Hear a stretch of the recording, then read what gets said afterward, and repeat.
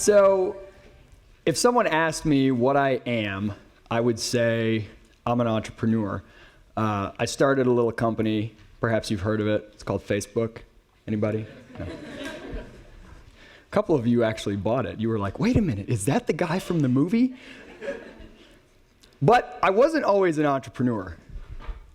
I used to be that thing, whatever that is. You know, back when they had I don't know if they still do, I had braces and you could get the different colored rubber bands. And for some reason, you can tell in this picture, I picked alternating light and dark colors, and it just looks like I have broccoli in my teeth. It's really weird. But I was just a kid with bad braces who somewhere in my mid-teens maybe, I wanted to make the world a better place, right? Who's ever had that feeling? I want to change the world, right? Yeah, hold hands and make the world a better place, right? I wanted to make the world a better place. So what do you usually do? If you want to help people, if you want to improve people's lives, what's the first thing people do? The first thing I did, which I think is relatively common, I thought, well, I want to go to the countries where people are really, really poor, and I want to help them. And so I did a lot of kind of humanitarian missions. I went to a lot of very poor countries. I did medical clinics. I helped teach English, anything I could. Dug ditches, with various groups. And these are really enjoyable experiences, and I will tell you, they have tremendous psychic benefits, right? No one is ever going to criticize you for doing this kind of work. So it feels really good. And it's nice to kind of see in the short term someone being helped sort of right there on the spot. Maybe you serve a meal to someone or whatever. But I began to see, after doing this basically all through my teens, this was like a Band-Aid, but the wound was festering, right? This is a short-term fix that a very small number of people are impacted by in a very short-term sort of way. In fact, I would argue that most of these kind of short-term missionary or humanitarian efforts are actually more beneficial for the people who go than for the people who are sort of receiving the help. It's really beneficial in terms of changing your perspective and seeing more of the world. So I realized all of these places, no matter how many times I go, no matter how many summers I spend, I'm not changing the underlying causes of their poverty. What are those causes? And so I started to read, I started to dig in, I started to study, and I came to the conclusion that it was largely the lack of freedom they had. Like we talked about yesterday, the economic freedom that people have is really, if the more freedom you have, the more opportunity you have to overcome all of these problems. So I wanted to go and affect the freedom of the world. I wanted to help make people more free economically. So what do you do if you say, hey, I want to make the world a freer, better place. I want to reduce the size of government. You go into politics, right? That's the next logical step. Yes, I know. That's why I never wear ties anymore. Look at that. It looks terrible. Baggy shirt. What was I thinking? Anyway, I went and worked in the state legislature in Michigan. And I thought, okay, this is the way to make change happen. I'm going to go work here. I shudder to even think of this now because of how many things have changed as I've gone, sort of grown through this. But I moved to a certain area in the middle of a really rural part of Michigan just to be in a certain district so that I would have a high likelihood if I wanted to run for office that I could get elected as a state representative. Because I thought politics was the way to change the world and make it more free. While I was there, I had sort of two things happen. One, I saw how ugly the process was, and I saw how inefficient it was, and I saw how really non-ideological it was. I went in there expecting it to be a fight between some lawmakers and lobbyists who wanted bigger government and some who were fighting for small government. They're always debating. No one cares about any ideology at all, except for winning, right? Except for winning re-election. So I saw it with my own eyes, and I came across public choice theory, which we've talked about here, and sort of my four really quick bullet points of the insights that I take away from public choice theory are that just like when people go to the grocery store, when they go to the voting booth, they're self-interested, or when they're a politician and they're voting, or a lobbyist, people are self-interested. Because they're self-interested, it benefits them to concentrate the benefits of government and disperse the costs. So you have all kinds of things like tariffs and subsidies that, very small individual cost, but a huge benefit on one group. People are rationally ignorant, as you can see from this woman who's struggling to decide what is George W. Bush's first name. Tough question. I don't know if that has anything to do with rational ignorance. I think it's just maybe something else going on in that case. Right? People are rationally ignorant because it's not worth the cost to them to become informed, because the benefits, the odds that your vote is going to change an election are basically zero. So there's essentially no chance of a benefit, and the cost of becoming highly informed in politics is very high. And finally, this is something that Hayek writes about in The Road to Serfdom, chapter 10. If you never read the book, read chapter 10. You can find it online. It's called Why the Worst Get to the Top. In politics, over the long term, the worst people tend to make it to the top. The very people with the most qualities that you would not want in someone who is leading, who is in control or making policies for an entire society. And Hayek talks about why this is systemic and why this is actually predictable. You can see how and why this would happen. In order to win, you have to be willing to compromise. The more you can compromise, the more likely you are to win. From its very roots, politics, anything backed by government is ultimately force. And so you're immediately starting with a pool of people who are comfortable with the use of force to advance their ideas. Even beyond that, and I saw this all the time in politics, think about what it takes to get elected, let's just say to state office, like state senate, state house of representatives somewhere. You have to give up, let's say, an entire summer and maybe several $1,000s, or raise several $1,000s, $10, $20, $50, $100,000, to go door to door to hundreds of people in the area where you live, your neighborhood and around it, and say, hi, we've never met, but I'm better than this other person you've never met, right? Instead of going and being at your kids' softball games, instead of going and, watching football, doing whatever you want to do, building your business, whatever most people enjoy doing, you have to sacrifice all that to go door to door and tell people that have never met you that they should like you more than someone else. It's kind of a uncomfortable thing that most normal people don't want to do. It's sort of like what a sociopath would do, right? So the first hurdle to get into politics is you have to be willing to be really sort of skeezy and comfortable with this kind of self-promotion that most of us aren't. If I told any of you, hey, I want you to just go out in this neighborhood here in Austin and just start knocking on doors and saying hi, you should like me, you'd be like, that's weird, right? So it attracts a certain type of person and it promotes a certain type of person. So I came to the conclusion that politics is not the answer, but that ultimately politicians are constrained by beliefs. This is a quote from Hayek. Society's course will be changed only by a change in ideas. Politicians will follow. And I saw that with my own eyes. I saw that all the time. The politicians are looking for where it's safe to go. What can they do that will benefit them? What can they do that they can sort of get away with? There's a great quote by Milton Friedman. He said, the goal is not to get the right people into office, because even if you do, they'll do the wrong thing. The goal is to create an environment where it's politically profitable for the wrong people to do the right thing. And so I came to this conclusion, it's ideas. It's the ideas people hold.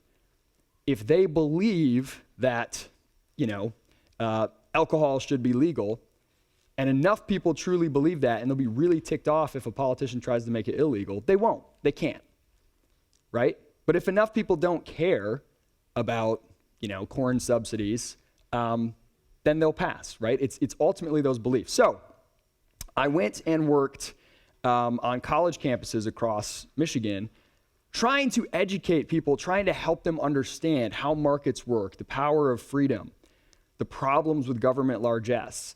And I would, we bring in speakers, we do all kinds of things. It was a really fun time. I really enjoyed my work there. But I've always been a really big picture person. I want to get to the root. I want to get to the most fundamental level possible. I want to know the cause that causes the cause, right? I want to get meta, as people these days say, you kids these days. So I wanted to figure out, okay, what can I do that has even more leverage, right? So I started out, to use a common metaphor, give a man a fish, right? And then, teach a man to fish. And then I wanted to go further back in the process than that. So I went and worked for another organization that was also an educational organization, but they have a specific focus of trying to educate and identify people who want to go on to become educators themselves, right? Educating the educators, more or less. They want to become professors and journalists and sort of thought leaders. And that even wasn't enough. So then I moved from doing educational programs for them to doing fundraising for them. So in my mind, I went from give a man a fish, teach a man to fish, teach people to fish, to raise the capital, to buy the land, to build the factory, to make the rope that makes the nets that helps people catch millions of fish, right? Yeah, now we're getting somewhere.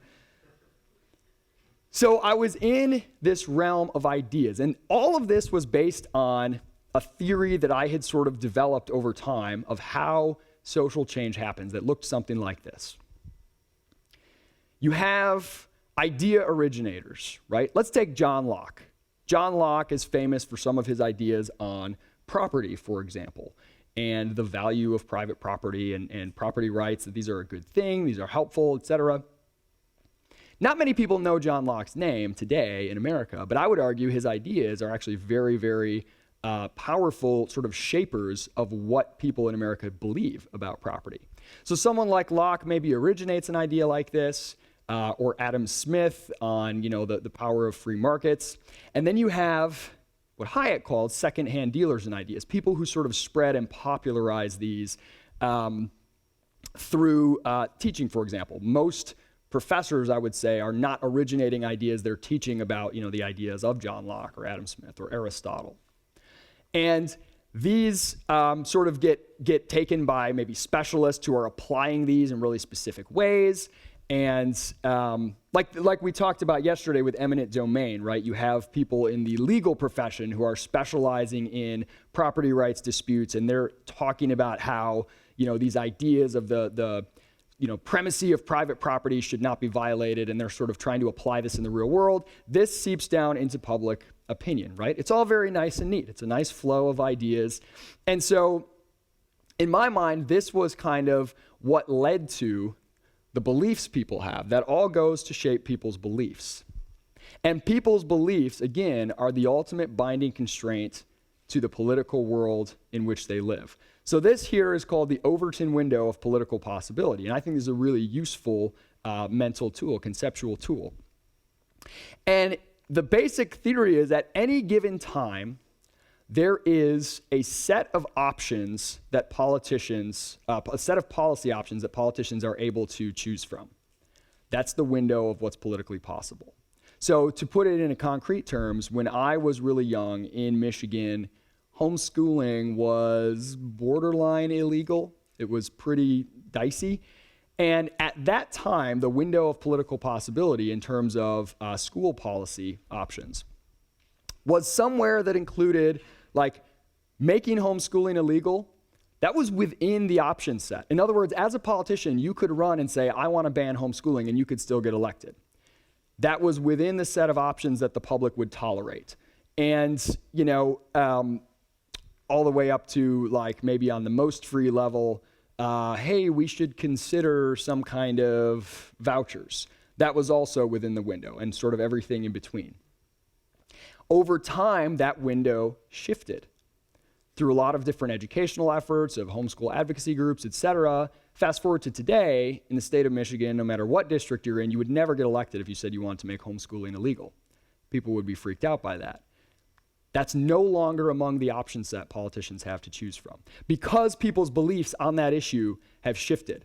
And so I sort of saw this is how you kind of determine what's politically possible. And there's kind of two ways, right? You can shift the window or you can shrink the window. So shifting the window requires a change in belief in a more major way. People no longer are willing to tolerate, this level of government. And so the option set shifts. But shrinking the window, this again applies a lot of public choice insights. It's about shrinking, it's basically about keeping politicians more accountable to what voters actually want. So for example, at any given time, Americans want something, but they're willing to tolerate something else, right? So maybe they want the option in the middle of the window, but they're willing to tolerate deviations from it, maybe a little bit in each direction, or in some cases, a lot in each direction. So if you ask the average person, do you want there to be, sugar subsidies? Very few will say they want that. They actually don't want that, but they're willing to tolerate it, right? So to shrink the window, you would do things like lower the information costs to voters to understand what these policies are.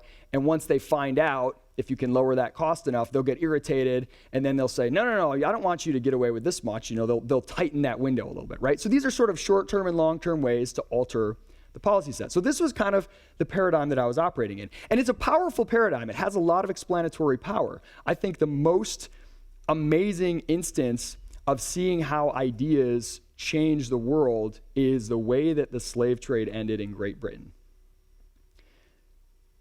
There was no war. It was peaceful, but it was essentially a 20-year educational campaign. We went from a time, basically all of human history in every country of the world, everybody thought slavery was either moral or at least inevitable. It's just the way of things. All people through all of time have essentially believed that until only a few hundred years ago. This is a radical, radical shift.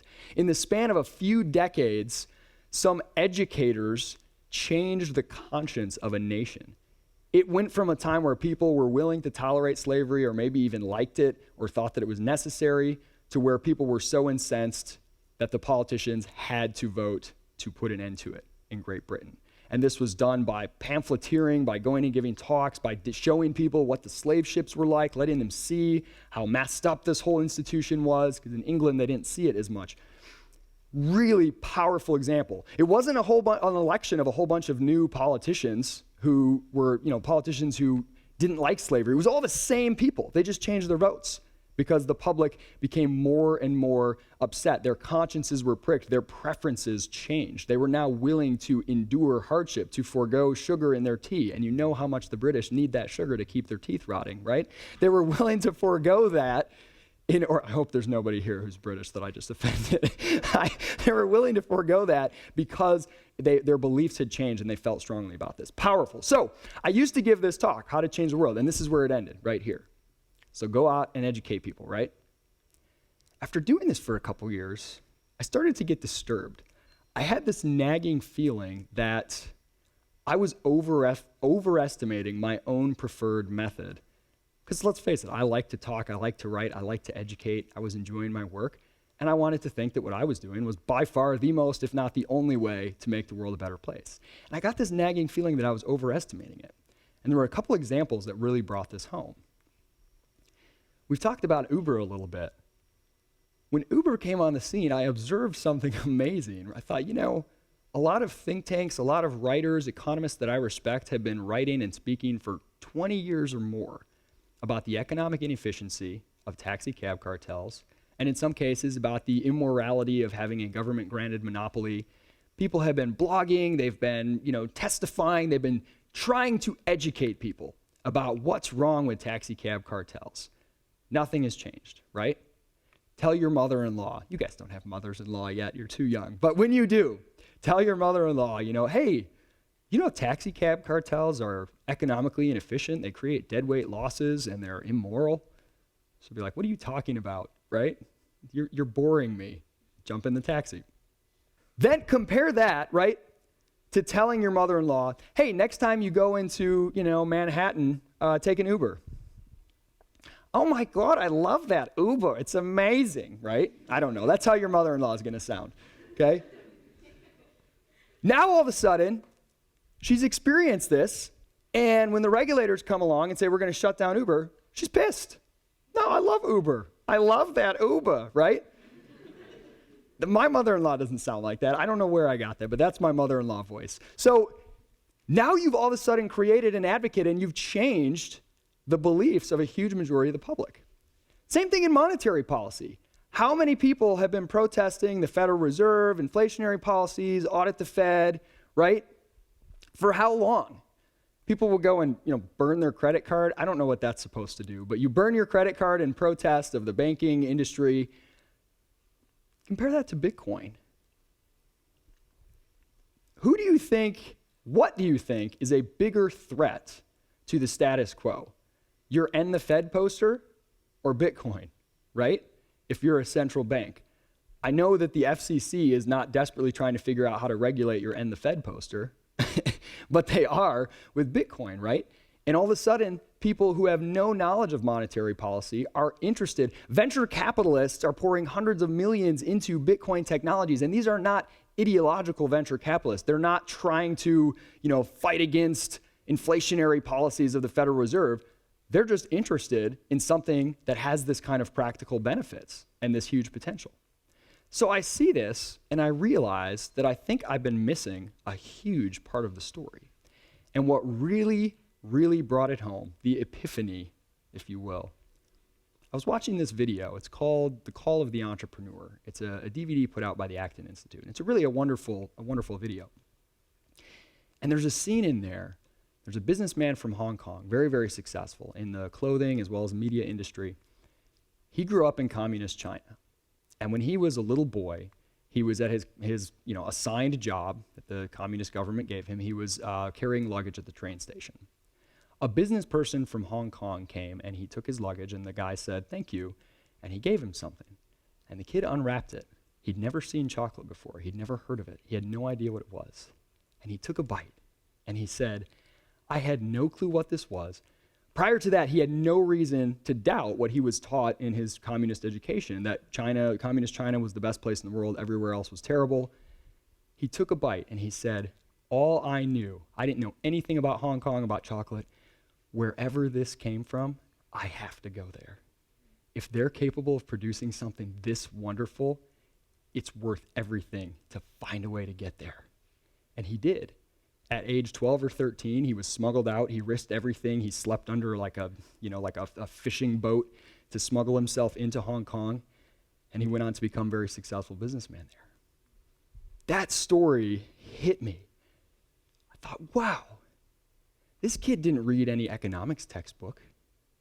He didn't understand freedom intellectually. He literally tasted it.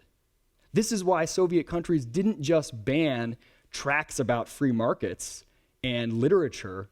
They banned blue jeans and Marlboro cigarettes.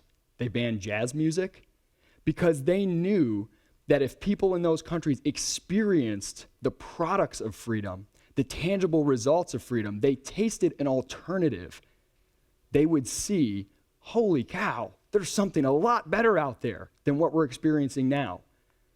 So I came to the conclusion that it's not just ideas that shape beliefs, it's also experiences. Ideas and experiences both shape beliefs. And if you sort of map the same theory onto here, you see inventors, entrepreneurs, investors in businesses, consumers.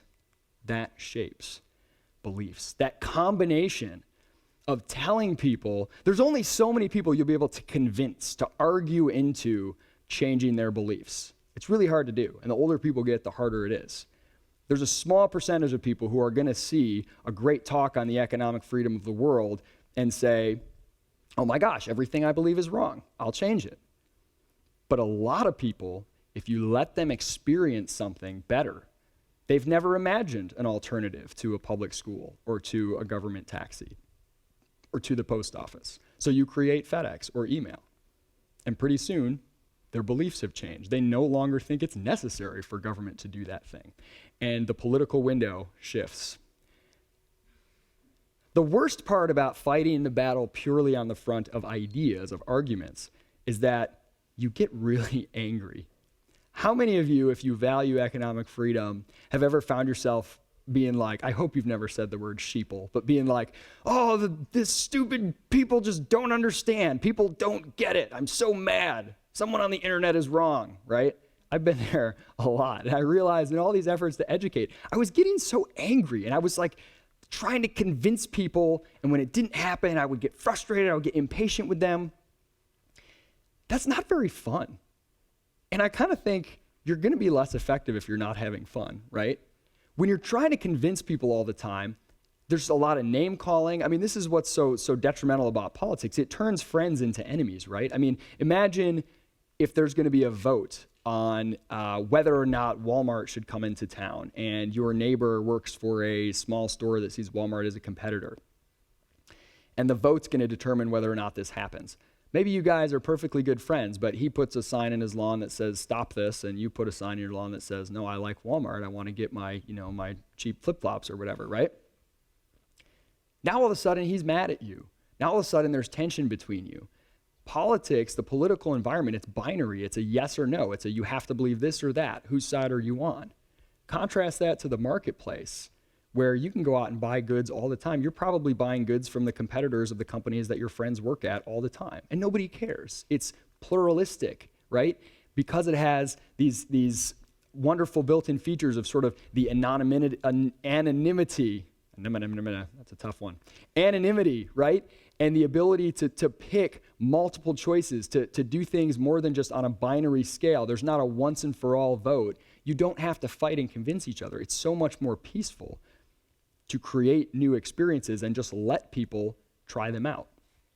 So I was tired of this. I was tired of arguing and talking and trying to convince people alone. I like to educate. I like to talk to people who are interested. I don't like to try to convince people who are totally uninterested. It makes me unhappy. But I was tired of just doing that. And I had some ideas about things, about different areas where I thought there was opportunity for innovation, where I thought the status quo was stagnant, there was too much regulation, there was too much subsidization, things were inefficient. And I decided, you know what? I've come to this realization that experiences are just as, if not more important than ideas in changing people's beliefs and therefore the incentives politicians face and therefore the world and the institutions we live under. I don't want to just talk about it anymore. I want to do something. So I did the scariest thing I've ever done. I quit and I launched Praxis. And there was something so liberating because I had debated with people about the higher education industry, which is what Praxis is sort of the industry, the area that it's in. I had debated about my ideas on that, trying to convince people of different things. And it's just a lot of yelling and a lot of talking. And there's something so liberating about saying, look, I don't have to convince anybody to agree with me. I don't have to win you over with argument. I'm going to create something. I'm going to put it out there, and the marketplace will tell me if it's valuable. My theory can be tested, not in a thought experiment, in a field experiment. And we can see if this improves people's lives, if this alternative actually enhances freedom and enhances people's value. Nothing I've done has ever been harder, and nothing I've done has ever been more fulfilling. Truly, truly amazing. And this was all sort of the culmination of this lifelong journey to try to discover what is it that helps change the world and make people more free. The world is a blank canvas. People's beliefs are limited by what they think is possible. Whether you want to deal in the realm of ideas or experiences, I implore you, help people imagine alternatives. If you're an ideas person, help people experience those alternatives. If you're an entrepreneur, if you want to take action, rather than debating about what's wrong with the status quo, criticize by creating. Show people. Tell them about what's possible and show them. Let them taste it. The world has enough socially conscious do-gooders, paper pushers, politicians, people who want to divide up the existing amount of wealth and distribute it around in different ways, people who want to create winners and losers. The world needs more creators, innovators, doers, more people who say, the status quo is boring. I don't want to fight about it. I want to show you something better. I want to build something better. That's where real change comes from. Be unafraid, create alternatives, change the world. Thank you.